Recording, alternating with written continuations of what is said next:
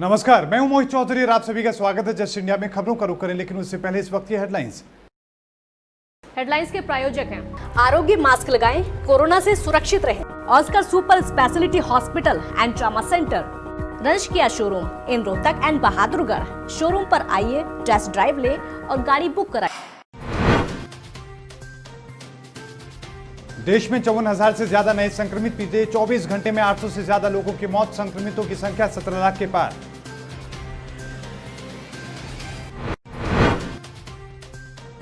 हरियाणा में कोरोना के 793 नए संक्रमित। बीते 24 घंटे में कोरोना ने ली 7 और लोगों की जान। संक्रमितों की संख्या 35,000 के पार।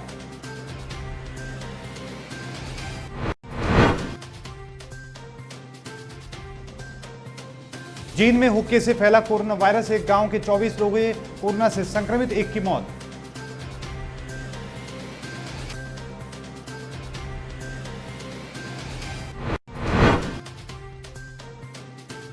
और अब हरियाणा में हर 20 किलोमीटर में होगा महाविद्यालय। शिक्षा मंत्री ने दी जानकारी। रक्षाबंधन पर सीएम करेंगे 10 महाविद्यालयों का शिलान्यास। अब खबरें विस्तार से। जींद के गांव शादीपुर में एक हुक्के के कारण 24 लोग संक्रमित हो चुके हैं। शादीपुर में 8 जुलाई को एक 31 साल का युवक पॉजिटिव पाया गया था। यह युवक शादीपुर में फर्नीचर की दुकान चलाता है। 4 जुलाई को यह युवक गुरुग्राम में किसी शादी कार्यक्रम में शामिल हुआ था। इसने वापस आने के बाद सामुदायिक स्वास्थ्य केंद्र जुलाना में अपना सैंपल दिया। 8 जुलाई को इसकी रिपोर्ट पॉजिटिव आई। शादी से वापस आने के बाद ये अपनी फर्नीचर की दुकान पर हुक्का भर के पीने लगा, जिसकी दुकान पर आसपास के बाकी के दुकान वाले भी वहां पर आकर हुक्का पीने आते थे।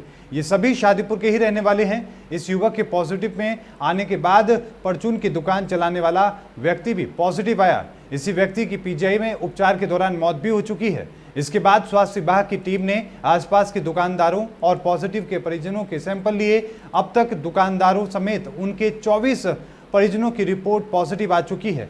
एक हल्के के कारण पूरा शादीपुर गांव आज कोरोना की चपेट में आ चुका है। पूरे गांव में इस कारण भय का माहौल है। ग्रामीण अब संभलने लगे हैं और एक दूसरे के पास हुक्का नहीं पीते। सामुदायिक स्वास्थ्य केंद्र जुलाना के एसएमओ डॉक्टर नरेश वर्मा ने कहा कि हुक्का कोरोना संक्रमण फैलाने का सबसे आसान माध्यम है। इसमें जब व्यक्ति हुक्का खींचता है तो ये सीधा सांस के माध्यम से फेफड़े तक पहुंचता है। बीड़ी, सिगरेट और हुक्का पीने से लोगों को परहेज करना चाहिए। ये सभी वायरस फैलाने के माध्यम है। एक हुक्के के कारण शादीपुर गांव में 24 लोग संक्रमित हो चुके हैं।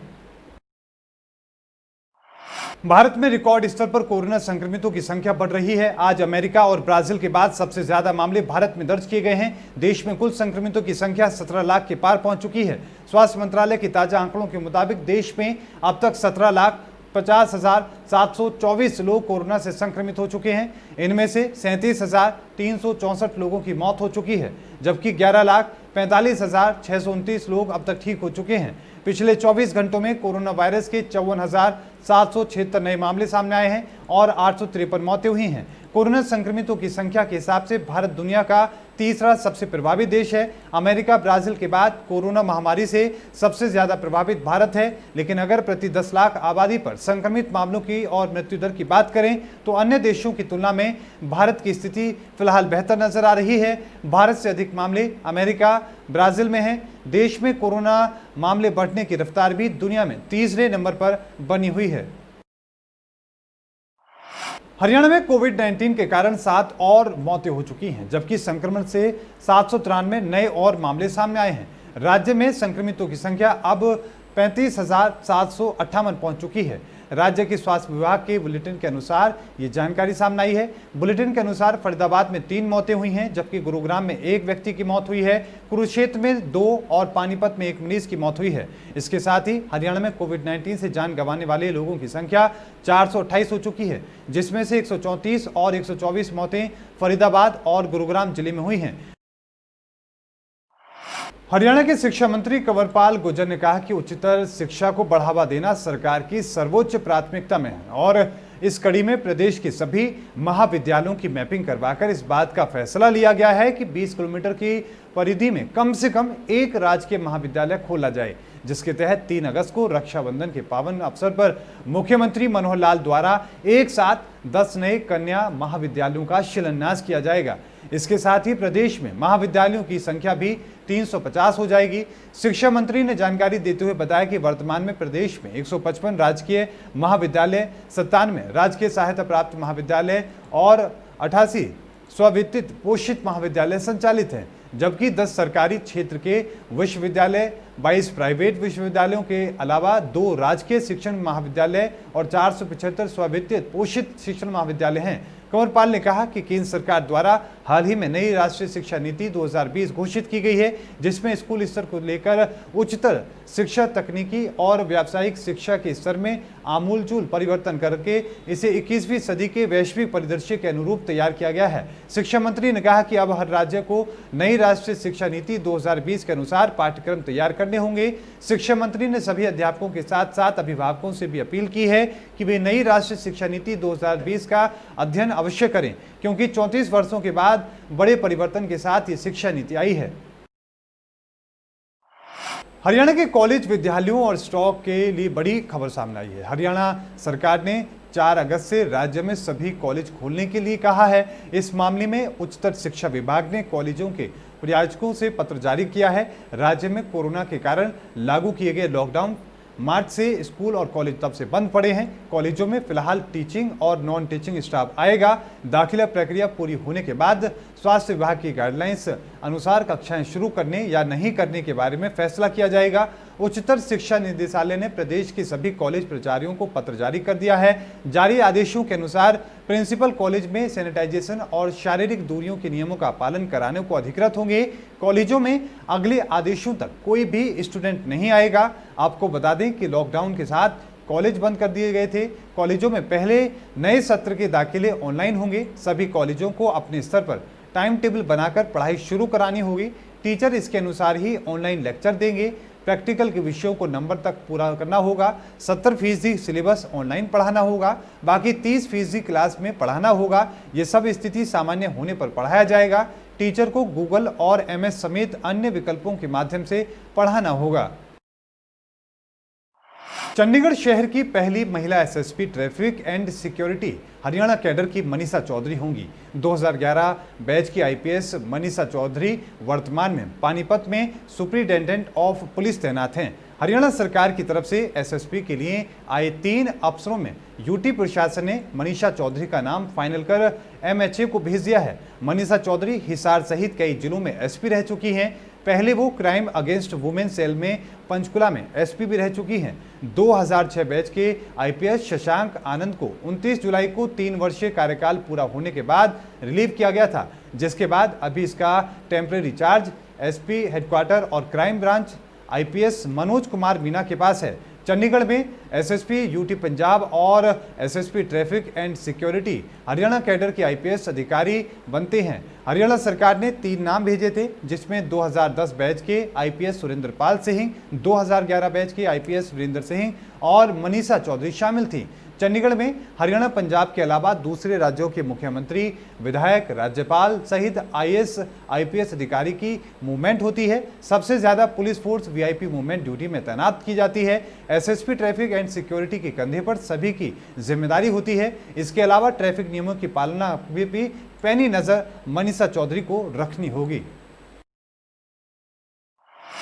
रोहतक शहर के प्रसिद्ध गोकर्ण तीर्थ के महंत महामंडलेश्वर कपिलपुरी ने राम जन्मभूमि मंदिर के निर्माण के लिए तीर्थ क्षेत्र देवराज की मिट्टी विश्व हिंदू परिषद के कार्यकर्ताओं को सौंपी है, जिसे अयोध्या भेजा जाएगा। इस मौके पर महंत ने कहा कि भगवान राम का मंदिर हिंदू आस्था एवं स्वाभिमान का प्रतीक है और इसकी नींव में इस तीर्थ क्षेत्र का रज का मिलाया जाना रोहतक के साथ साथ हरियाणा के लिए भी गौरव की बात है। स्वामी ने कहा कि आमजन से आग्रह किया जाता है कि राम मंदिर के भूमि पूजन की पूर्व संध्या को गोकर्ण सरोवर पर होने वाले भव्य कार्यक्रम को ऑनलाइन जरूर देखें और 5 अगस्त को यानी कि जिस दिन भूमि पूजन किया जाएगा उस दिन अपने अपने घरों पर दीप मालिका जलाकर उत्सव मनाएं। सोशल डिस्टेंसिंग का अवश्य पालन करें। गोकर्ण तीर्थ विश्व हिंदू परिषद के विनोद श्रीवास्तव, विभाग संगठन मंत्री महेंद्र और बजरंग दल के जिला संयोजक मनीष नारंग ने महंत से देवराज ग्रहण किया है। इस अवसर पर बाबा गुलाबपुरी महाराज और अन्य शिष्य भी सोशल डिस्टेंसिंग का पालन करते हुए मौजूद रहे। रक्षाबंधन से पहले रोहतक के दुकानदारों को बड़ी राहत मिली है। प्रशासन ने सभी बाजारों को रविवार को खोलने के आदेश दिए हैं। हालांकि शारीरिक दूरी से लेकर दूसरे भी नियमों का पालन करना होगा। इसके साथ ही रविवार को बाजार सुबह 10 बजे से शाम 5 बजे तक ही खोल सकेंगे। दूसरी ओर व्यापारियों ने मांग की है कि अगली बार से रविवार को हर हाल में बाजार बंद किए जाएं और सैनिटाइजेशन करने का काम कराया जाए। रक्षाबंधन पर्व के मद्देनजर जिला मजिस्ट्रेट एवं जिला आपदा प्रबंधन प्राधिकरण के चेयरमैन RS वर्मा ने आदेशों में कहा कि विभिन्न बाजारों के प्रतिनिधियों ने प्रार्थना पत्र देकर आग्रह किया था कि रक्षाबंधन पर्व को ध्यान में रखते हुए 2 अगस्त को बाजारों को खोलने की अनुमति प्रदान की जाए। दुकानदारों को गृह मंत्रालय और हरियाणा सरकार की ओर से जारी किए गए हिदायतों की अनुपालना करनी होगी। इसके साथ ही उन्हें सभी नियमों और शर्तों को भी मानना होगा। आपको बता दें कि व्यापारी लगातार बाजार को खोलने की हैं, साथ ही प्रशासन से मांग कर रहे हैं कि अब लेफ्ट और राइट वाला जो सिस्टम है उसे बंद किया जाए ताकि दुकानदारों पर पड़ रही मार थोड़ी कम हो सके। खबरों के प्रायोजक थे Pramod trading company, tiles, sanitary ware, Ghanipura, Jhajjar road, Rohtak. Asian colour coated स्पात limited. Be Fast Fit, India's fastest growing fitness chain, now at Rohtak D Park. Corona महामारी से लड़ने के लिए आरोग्य मास्क लाया है आपके लिए सबसे आधुनिक मास्क। इसके साथ ही आपको मिलेगी आधुनिक PPE किट, वो भी बहुत ही सस्ते रेट पर। contact@arogyamask.com पर जाएं और हमसे संपर्क करें या फिर www.arogyamask.com से जुड़े। इसके साथ ही आप हमें कॉल कर सकते हैं। हमारा पता है Anand international, plot number 181, sector 25, Panipat, Haryana.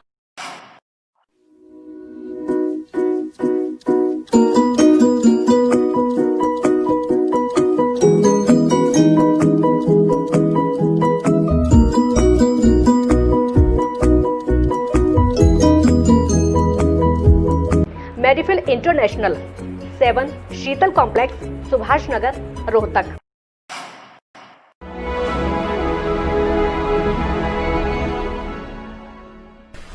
चाचा, आपने नया घर बनवाया है तो घर की छत पर कौन सी शीट लगवाई है? बेटा, मैंने अपने घर की छत पर एशियन शीट लगवाई है क्योंकि वो कभी न मिटने वाले ओरिजिनल निशान की चादरें हैं। साथ में ISI का चिन्ह, 5 साल की वारंटी के साथ साथ पैसों का सही मूल्य देने वाली वही इकलौती शीट्स है। क्योंकि नाम नहीं, पहचान जरूरी है। और इस बुलेटिन में अभी के लिए इतना ही। देखते रहिए जस्ट इंडिया। मुझे दीजिए इजाजत। धन्यवाद।